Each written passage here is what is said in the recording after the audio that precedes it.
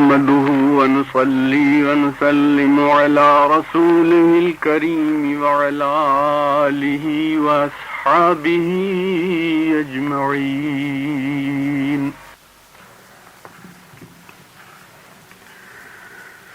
شکر منعم واجبا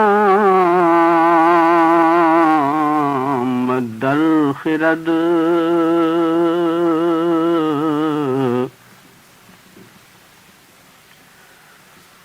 شکر منعم واجبا مدر خرد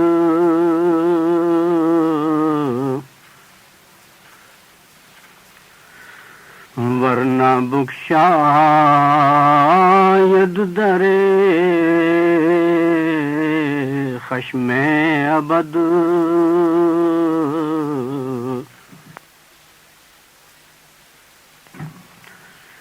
شکر جان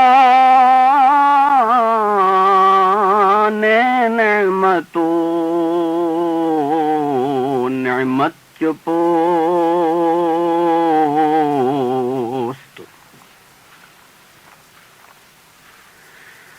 ذاکے شکرآید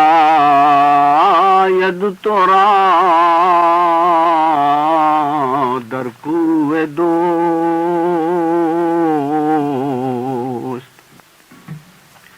حضرت مولانا رومی اللہ والوں کی نسبت ایمانی کا ذکر فرما رہے ہیں کہ ان کا تعلق خاص اللہ کے ساتھ ہوتا ہے. وہ اگر کسی بات پر قسم کھا جائیں تو اللہ ان کی قسم کو پوری کر دیتا ہے.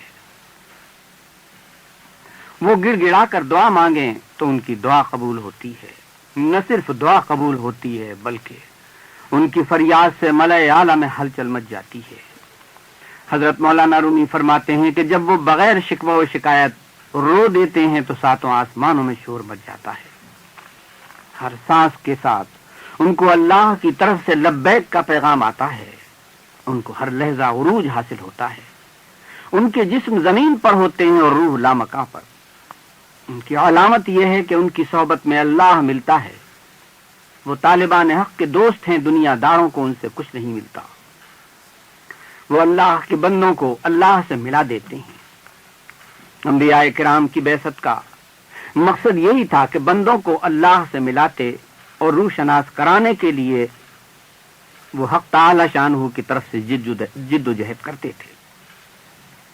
ان کو حکم تھا کہ وہ اپنی نمائندگی کا اعلان کریں اور کہہ دیں کہ وہ اللہ کے نائب اور اس کے نمائندے ہیں. جب وہ اعلان کرتے تو طالبان دنیا ان سے حسد کرتے اور ان کی مخالفت کرتے اور ان کی نبوت کی دلیل پر معجزات طلب کرتے. مولانا فرماتے ہیں ہر پیغمبر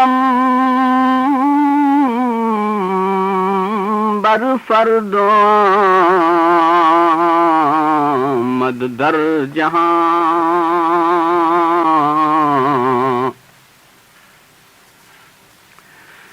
فرد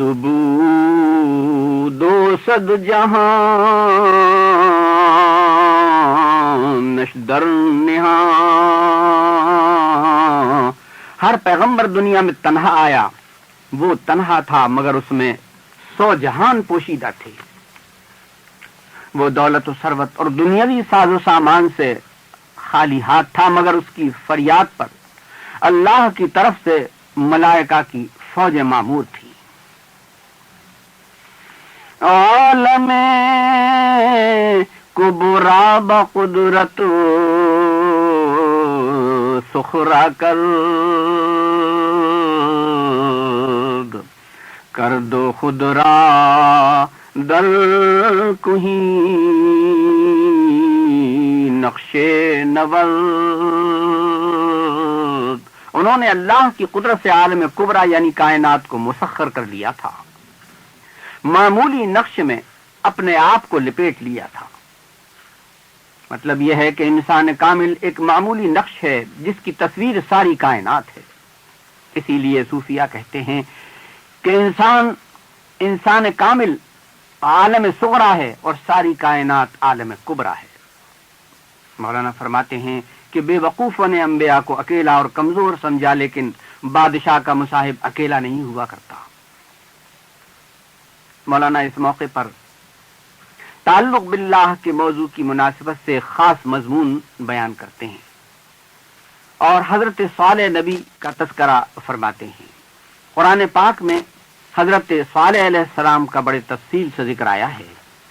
ان کی قوم سمود، جو اپنے وقت کی سب سے طاقتور قوم تھی، اس نے حضرت صالح کی نبوت کو تسلیم کرنے پر چند شرائط قائم کیے، جن میں ایک یہ تھا کہ حضرت صالح ان کو معجزہ دکھائیں، اور وہ معجزہ یہ ہے کہ پتھر کی چٹان سے معجزے کے طور پر ایک اونٹنی پیدا ہو اور اسی وقت وہ ایک بچہ جنے۔ حضرت صالح علیہ السلام نے اللہ سے درخواست کی اور قوم سے کہا کہ میں اللہ سے درخواست کرتا ہوں، لیکن اگر تم نے اس معجزے یعنی خدا کی نشانی کو نقصان پہنچایا تو پھر قہر الہی سے ہلاک ہو جاؤ گے۔ جب وہ اونٹنی بصورت معجزہ ظہور میں آئی تو حضرت صالح علیہ السلام نے کہا کہ ایک روز نہر کا پانی اور چراگاہ اس کے لیے مخصوص ہوگی اور دوسرے روز تمہارے چوپایوں کے لیے۔ نہر کے پانی اور چراگاہ کی تقسیم پر ساری قوم ناراض ہو گئی۔ انہوں نے حسد میں آ کر چارہ اور پانی بند کر دینا چاہا اور رات کی تاریکی میں اس اونٹنی کی کونچیں کاٹ دیں جو حضرت صالح علیہ السلام کی دعا سے معجزے کی صورت میں اللہ کے حکم سے نمودار ہوئی تھی۔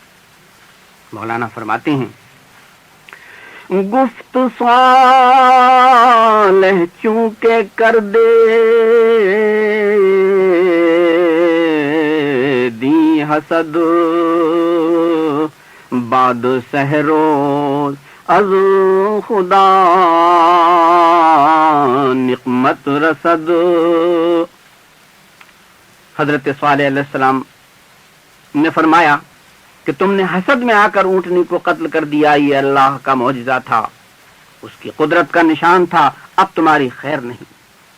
3 دن کے بعد اللہ کی طرف سے قہر و غضب کی آگ بھڑکے گی، قہر الہی آئے گا اور عذاب بن کر تمہیں ہلاک کر دے گا، جس کی 3 علامتیں ہوں گی۔ روز اول رویتا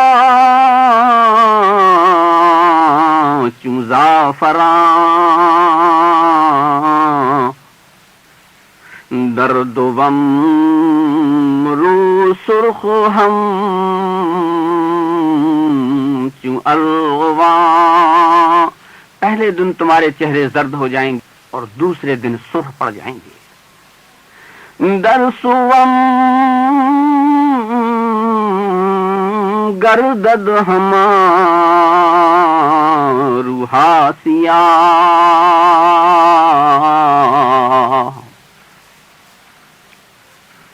بعد ازاں اندر رسد قہر الہ، تیسرے دن سب کے چہرے سیاہ ہو جائیں گے، اس کے بعد اللہ کا عذاب آنا شروع ہوگا۔ قوم سمود نے اونٹنی کو قتل کر دیا تو اس کا بچہ پہاڑ کی طرف چیختا ہوا دوڑا اور پہاڑوں میں غائب ہو گیا۔ اب قوم نمود پر عذاب نمودار ہوا، وہی جو حضرت صالح علیہ السلام نے خبر دی تھی۔ پہلے روز چہرے زرد پڑ گئے، دوسرے روز ساری قوم کے چہرے سرخ ہو گئے اور تیسرے روز سیاہ ہو گئے، اور پھر ایک بھونچال آیا، ایک چیخ آئی جس کے سبب یہ سب کے سب گھٹنوں کے بل بیٹھے رہ گئے، ساری قوم ہلاک ہو گئی۔ اس موقع پر مولانا رومی قوم سمود کے تذکرے میں روح کی قوت اور روحانی رشتے کی اہمیت بتا رہے ہیں، اور ساتھ ہی انبیاء اکرام کی بعثت کی اصل غرض سے آگہی بخش رہے ہیں کہ یہ حضرات اللہ کے بندوں کو خدا کے حضور میں حاضر کرنے اور اس حقیقت سے آگہی بخشنے کے لیے مبعوث ہوئے تھے کہ آدمی کا وجود اور اس کی بقا کے خاطر تمام ساز و سامان خدا کی نعمت ہے، اور چونکہ منعم حقیقی اللہ ہے اس لیے اس کی بندگی لازمی اور ضروری ہے۔ جو پیغمبر بھی آیا وہ بندگی کی تعلیم دیتا ہوا آیا، اس بنا پر کہ بندے کے پاس جو کچھ ہے وہ سب اللہ ہی کا ہے۔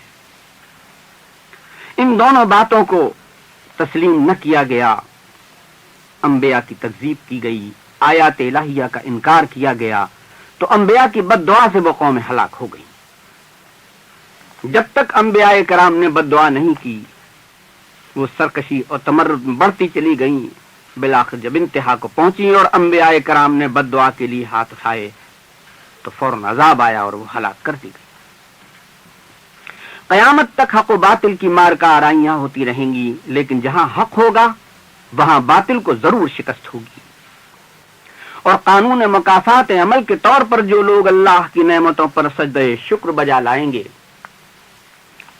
وہ دنیا میں سربلند ہوں گے۔ اگر دنیا اور آخرت کی سرفرازیاں ان کو بھی حاصل ہوں گی، لیکن حق کے پرستار ہونے کے ساتھ ساتھ اللہ کی نعمتوں پر اظہار تشکر نہ کریں گے تو ان سے وہ نعمت چھین لی جائے گی جو ان کو ایمان اور عقیدہ صالحہ کی بنا پر دی گئی ہے۔ مولانا سلوک کے اس مرکزی اصول کو اس طرح بیان فرماتے ہیں: شکر منعم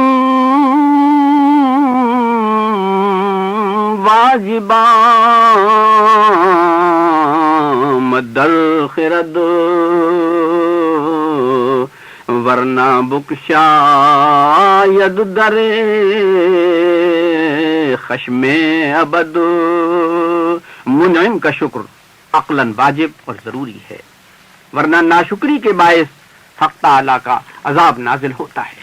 اللہ تعالیٰ فرماتا ہے: وَلَئِن شَكَرْتُمْ لَأَزِيدَنَّكُمْ وَلَئِن كَفَرْتُمْ إِنَّ عَذَابِي لَشَدِيدٌ۔ اگر تم میری نعمت کا شکر کرو گے تو میں اس کو اور بڑھا دوں گا، اور کفر کرو گے تو میرا عذاب بڑا سخت ہے۔ شکر جان نعمتو نعمت پوست